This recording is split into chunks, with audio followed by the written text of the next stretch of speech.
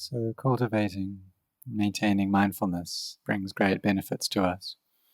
Like when we're studying, if we're having mindfulness there, then our memory will improve and the quality of our studies will improve as well. And we won't be sending our mind out to be distracted in other things, but rather it will be there present with what we're studying about. So it's the same as well when we go to work. If we work mindfully, then we'll be able to succeed in what we're doing and succeed well. And so we use our mindfulness frequently in this way, in our studies, in our work. But if we're talking about samādhi, right mindfulness, following the path that the Buddha taught, then what this means is developing and maintaining mindfulness for the sake of the arising of wisdom.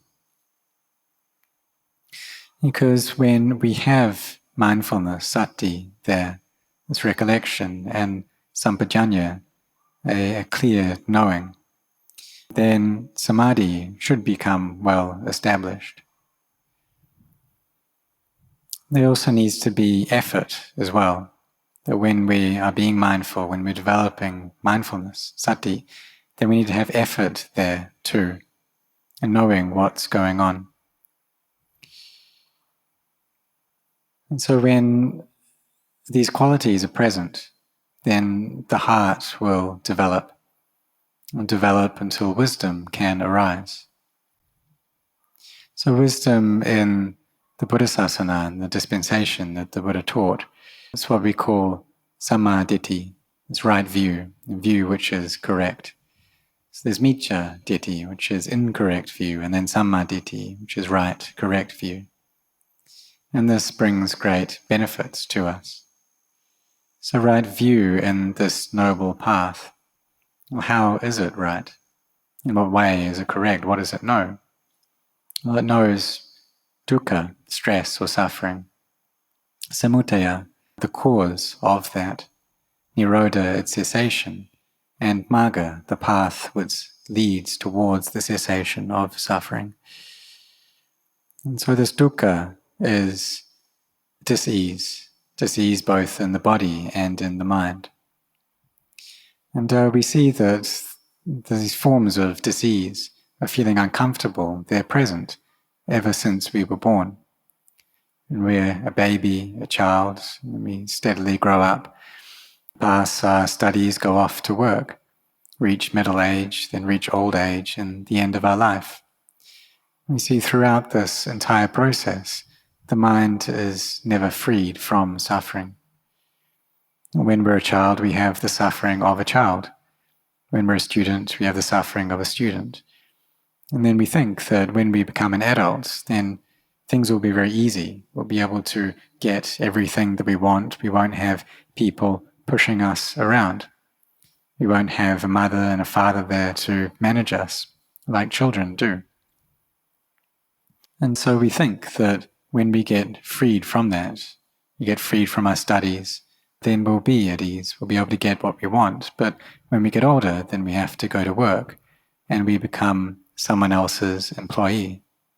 Or perhaps we become a boss, but then we gain the suffering of a boss. And so the suffering, it's never done with.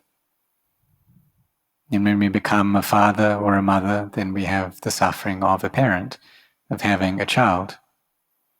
And so the Buddha saw this, and he was a bodhisattva living in the palace, that when his son was born, he named him Rahula. And what this means is snare or fetter, because that's what the Buddha felt he was like. Having a child was like being caught in a snare. And this was his last life. And he realized that if he didn't leave then he wouldn't be able to leave at all, he'd be stuck.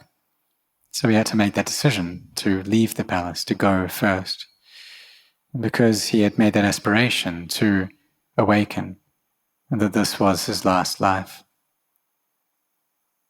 And so parents, they have the suffering of parents.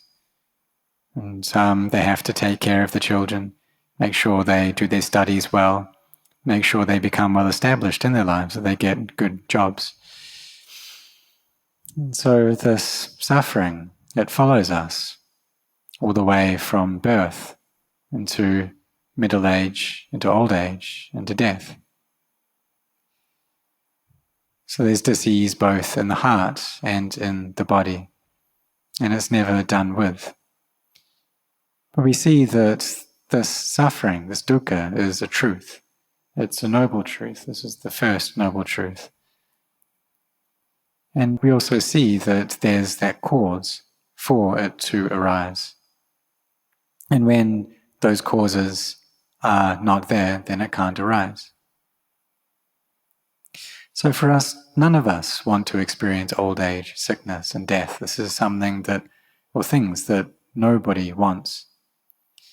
But in the present state of our minds, they're not able to accept that these things are perfectly normal. That once we're born, we must grow old. We must at some point get sick. We must eventually die.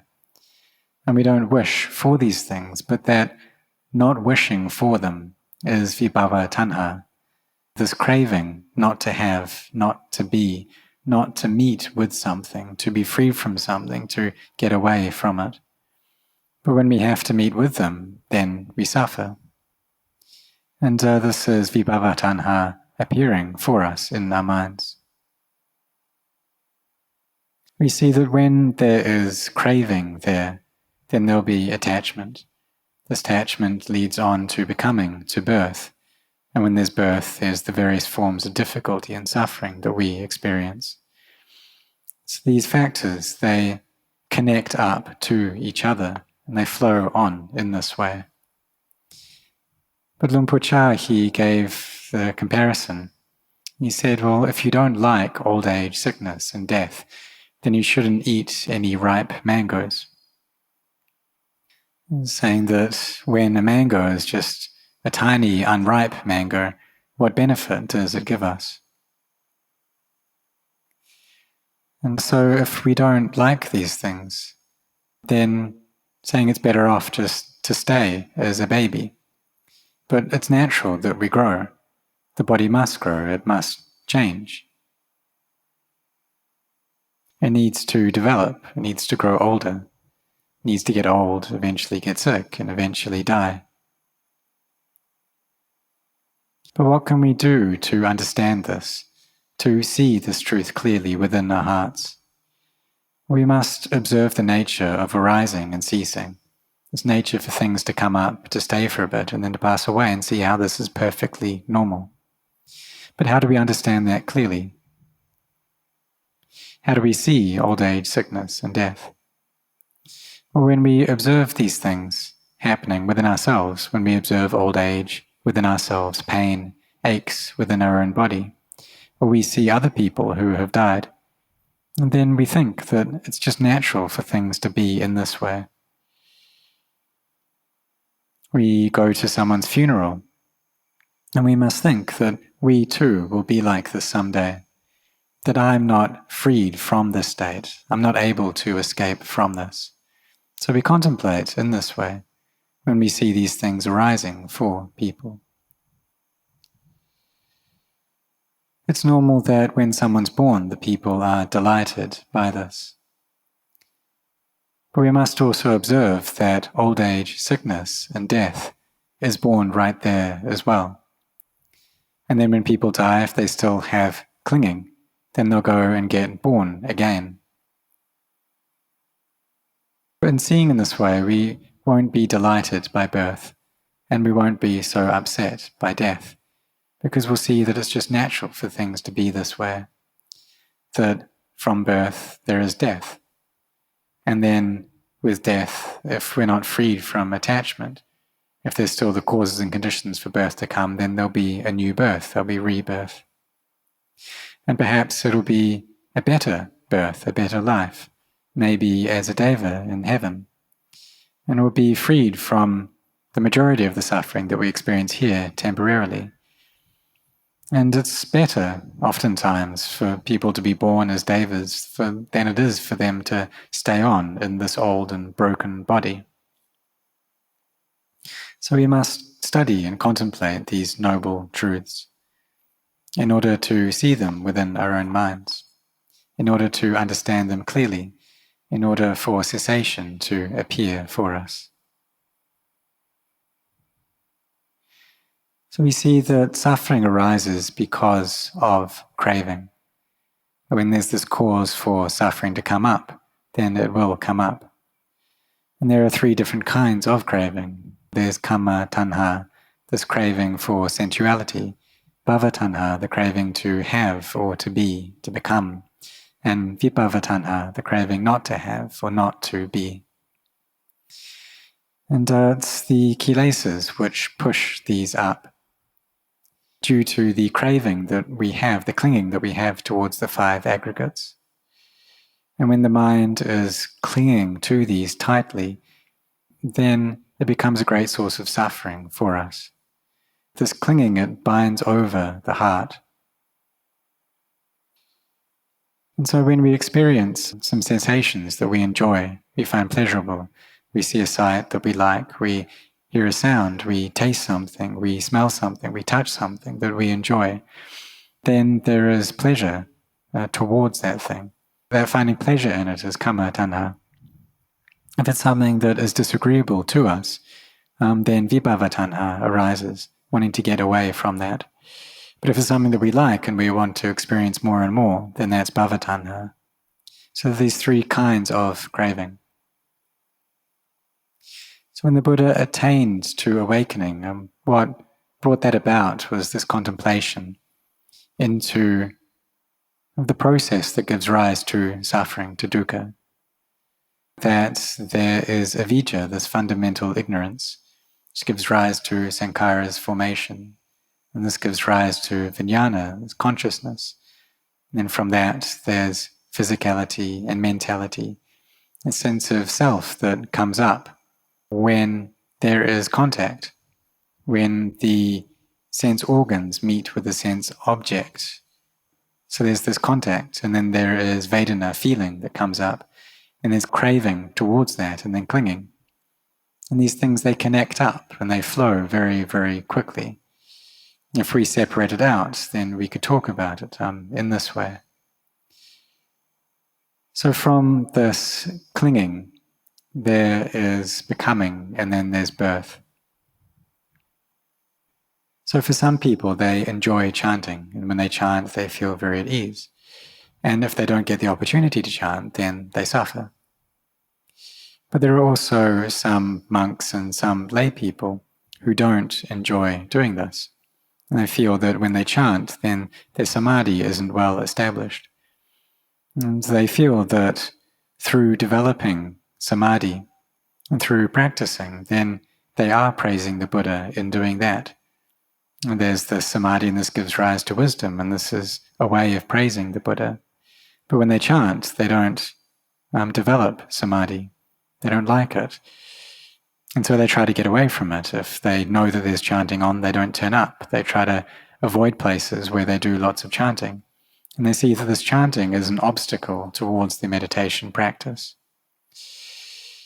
But if they look at it well, they see that there's 24 hours in a day, and if we spend just one of those hours chanting, and we chant with mindfulness, then that right there is meditation. But sometimes they just don't want to do it. And they feel ill at ease if they are made to do it. They see that it doesn't have any benefits for them. But what they also don't see is that oftentimes they do many other things in their life which really doesn't bring any benefit at all. They can spend many hours chatting with people about pointless things, and they're happy to do that. And the kilesas push them into becoming attracted and finding amusement in the things of this world, and it doesn't bring any benefit. But when it comes to chanting, they don't like it. They think that it's an obstacle. So here is vibhava tanha arising. And it arises really because we don't know what's going on. We don't really see the causes of suffering, and they think that chanting causes suffering. But what they don't see is that it actually gives rise to a lot of benefit. That as we chant, if we're mindful, then wisdom can arise, and this brings great benefit to us. And what we're doing is we're recollecting the Buddha, the Dhamma, the Sangha, and through doing this, our faith steadily grows. So therefore, all of us should come to study and get to know suffering, get to know the causes for suffering, understand how that works. That when there are causes, then the suffering will arise. It'll have to come up, and it constantly arises when those causes are present. And so this craving is the cause for this dukkha, for this suffering. And if we want to be freed from suffering, then we need to be freed from craving. And we need to take it to the point of cessation. We don't have any suffering anymore because we have put down all of the craving that we have. We've let go of these things, that it doesn't have a place to abide, that we have become freed from it. And so this freedom, it arises within our hearts. So what do we do to reach cessation, for the cessation to appear for us, for Nirodha to manifest? Well, the Buddha said that we need to walk this noble path, this single way that takes us to the end of suffering. And so we could call that sīla, samādhi, paññā, this virtue, collectedness, or well-establishment of the mind and wisdom. Or we could call it paññā, samādhi, sīla, or paññā, sīla, samādhi. Many different ways that we could phrase that, but really it's all this noble path. By noble, what we mean is that it leads us to be far from enemies, to be far from the kilesas. It has these 8 aspects to it, but we gather together into just one thing, this one noble path. It's just like how everyone has come here and we've made merit. We're all sitting in meditation now. And in doing this, we are walking on this noble path. We're following in the footsteps of the Buddha. Just like how for many Thai people, you travel to India on pilgrimage in order to follow the Buddha's footsteps where he traveled while he was alive. But it's just a short time that we go for, maybe just 12 days. But the days that we spend in Thailand are many. So we need to follow the Buddha's footsteps right here in Thailand, which means that we follow this path of sīla, samādhi, and paññā. We have right view as our leader, and this is gaining right understanding or right view into suffering, the cause of suffering, its cessation, the path leading us to that sensation. And so we need to walk following this path of sīla, samādhi, and paññā. And when we walk it, we really put our efforts into it. We try to practice following this way, walking this path which leads us out of suffering. Having mindfulness, recollecting continuously, whether we're standing, walking, sitting, lying down, always be mindful of what we're doing. Always having efforts to practice in this way and do this continuously. Just carry on with it. And if the path of sīla, samādhi, and paññā gains great strength, then the defilements will grow weaker and weaker until they're all completely done with. They're all eliminated from the heart. And here Nirodha appears, cessation appears. And this happens because we are walking this path. And when we're finished, then suffering just can't arise. So if we don't like suffering, if we don't want suffering, then we need to walk this path. We shouldn't get distracted and amused in the things of this world, because that just leads us to more suffering. We should be devoted to keeping sīla. So for lay people, these are the 5 precepts, and maybe one day a week, the lunar observance day for instance, can keep the 8 precepts.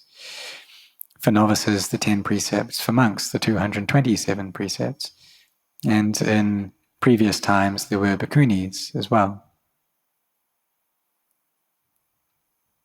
So we need to find what level of precepts is appropriate for us, is appropriate for our way of life, how we're living. And for lay people to develop generosity, to keep these precepts and to meditate. And when we train in this way, then we will develop this path. We will be walking, following the footsteps of the Buddha, and we'll have to meet with happiness. Happiness in our hearts, happiness in our family, happiness in our work life. And so may all of you grow in the Dhamma.